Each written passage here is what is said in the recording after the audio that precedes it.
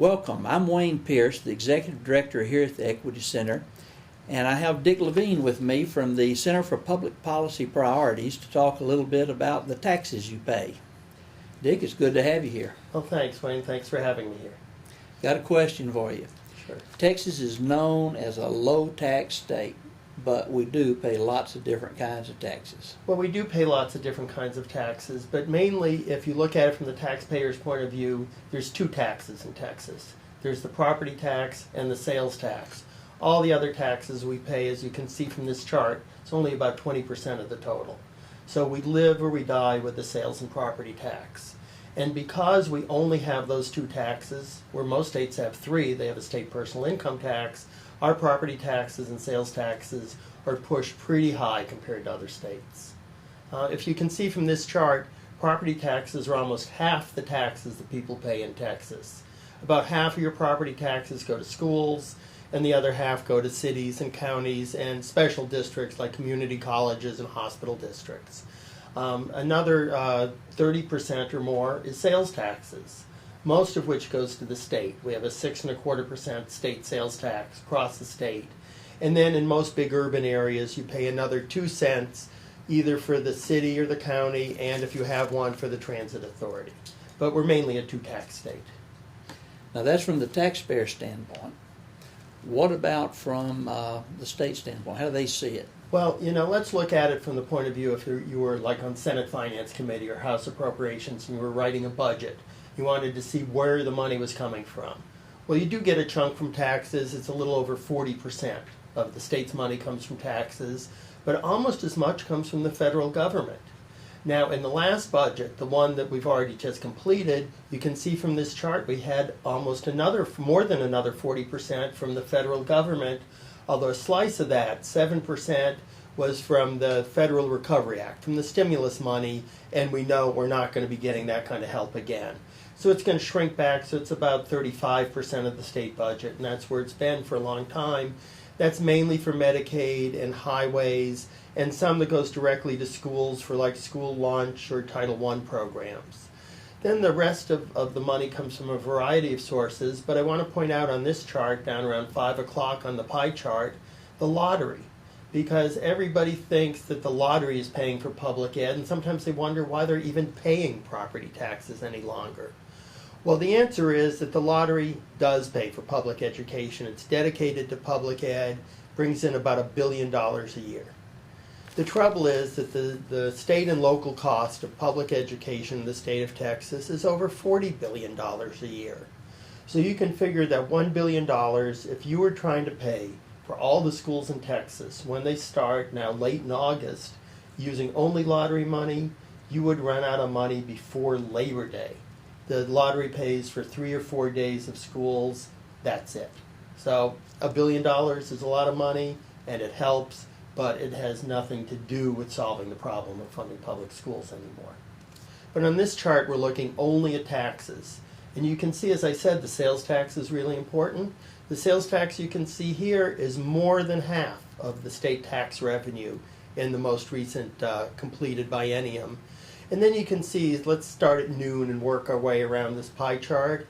Motor fuels is like the gasoline tax. Motor vehicle sales is technically a separate tax, but obviously it's a sales tax you pay when you buy a car. And then tobacco and alcohol are not literally sales taxes. They're not figured as part of the price. They're figured as how many cigarettes or how many six-packs. But they're like sales taxes.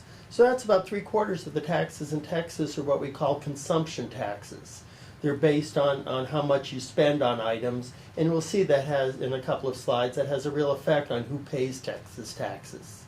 Then you can see the other biggest taxes, the franchise tax, we've talked about a lot in the past, the margins tax, we're going to talk about it again in a couple of slides, is now up to about 11%. It's significant, it's paid only by businesses, but obviously once the business pays the tax, either they're going to raise the price they charge you, or if they employ you, they might pay you a little bit less, or if you're the owner, you might take home a little less in profits. So even though the business pays the franchise tax, in the end, it's felt by families in higher prices or lower wages or lower profits. And then the last thing you can see here is oil and gas production even with the booming Barnett Shale and the Eagle Ford Shale, it still only brings in about 4% of Texas tax revenue. In part, of course, is because of the high-cost natural gas exemption. That's a special break that was put in the 1980s when the oil and gas industry was really suffering. And it was an incentive for technological change. And it worked great. That gave them the incentive to figure out horizontal drilling and fracking, and they've opened up shale all across the state. It's really changed, actually nationally, how energy is produced in the United States.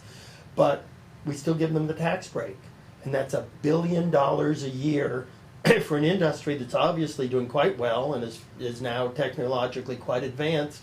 That $1 billion a year is as much as the lottery brings in. It could help with public schools, but they still have that exemption. Okay, you mentioned a minute ago about who pays the taxes. Who does pay the taxes? Well, because we rely so heavily on the sales tax and these other consumption taxes like the gasoline and alcohol and tobacco taxes, it falls really heavily on low and middle income families. Because they spend all that they have just to keep their families going, put food on the table. And as we know, some people got in trouble because they spent a little more than what they had. So you can see from this chart, this is from the controller, what she does is she took all the families in Texas, ranks them from income from top to bottom, breaks them into 5 equal groups, same number of households in each group. And you can see the 5 groups here. The one on the left is families that are under $30,000 a year. The one on the right is the 1/5 of families that are over about $126,000 a year. The height of the bar shows you how much of that family income goes to taxes, either directly, like the sales tax when you go through the store, or indirectly. I mentioned the franchise tax. Also property taxes. Even though you may rent, you pay property taxes because your landlord pays property taxes, and you can be sure that when he or she figures how much rent to charge you, they're going to add the amount of taxes that comes out of their pocket. So take a look at these bars. The bar on the left, for the people who have the least amount of money, pay the biggest percentage of their income in taxes, nearly 15%. The people who could afford to pay the most pay only about 3.5%. That's a huge difference. It's what economists call a regressive tax system, and Texas has the 5th most regressive tax system of any state. It's not fair, makes it hard for people to work their way up into the middle class. And just from the state's point of view, we all know the income of the wealthiest people is growing the fastest, and the state gets the least benefit out of that. Now, we had a reduction in property taxes in the M&O portion of school property taxes from $1.50 to $1 over a 2-year period about 6 years ago. And that was replaced with a state tax. But there was a problem in the way that was done. Why don't you enlighten us? Well, that's right. There was a number of special sessions in response to a Texas Supreme Court ruling in the West Orange Grove case.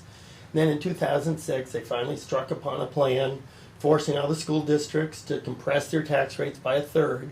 Excuse me. So if they were taxing at $1.50, they were now to be taxed at $1.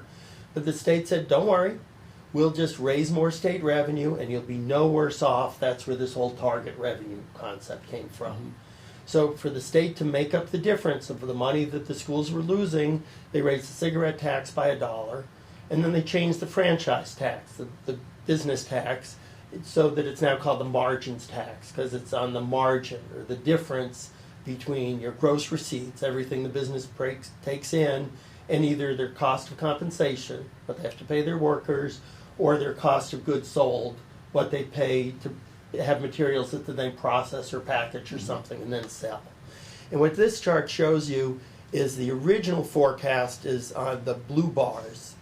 Shows you what in May of '06 when they passed the bill, what they were expecting the franchise tax to bring in, and the much shorter red bars shows you what it actually brought in through 2011 and what the controller projects for 2012 and 13. And you can see there are about $5 billion per biennium difference between what they expected and what they really got. Now, partly was due to the recession, and partly was due to the fact that nobody has a tax like the margins tax, so they couldn't look to another state to make a good estimate of what it was going to bring in. But whatever reason, they fell way short The franchise tax fell way short of making up the difference of what the schools lost. And you can see at this next chart, the schools lost more than $14 billion each biennium in school property taxes that they had to give up. The state was supposed to be raising $8 or $9 billion. So the state knew they were going to be short to begin with, but they thought the economy would grow and they had cash surpluses and they kind of pretended everything would be okay. And then, of course, you can see from the red bars, things weren't okay at all. And we are about $10 billion short every biennium of having the state revenue we need just to replace what the schools lost. Not to make them better off, not to make new investments because we have higher standards for our students, just to keep where they were in 2006. We're $10 billion short. And it's built into the budget. That's why we call it a structural deficit. It's built into the structure of how we raise money and how we distribute it to schools. And we're going to be $10 billion short from now on until either the state raises more money or they let the schools raise more money themselves because they had to drop their property taxes and there's limits on how fast they can bring it back up. Or, unfortunately, what they did last time is they just shortchanged the schools. They said, well, we promised you this much, but you know what? We're going to give you $5 billion less. That's the worst way to take care of the structural deficit, and I hope it never happens again. Thank you, Dick. My pleasure, man. Thanks for having me here. Appreciate you coming. Sure. Thank you for watching.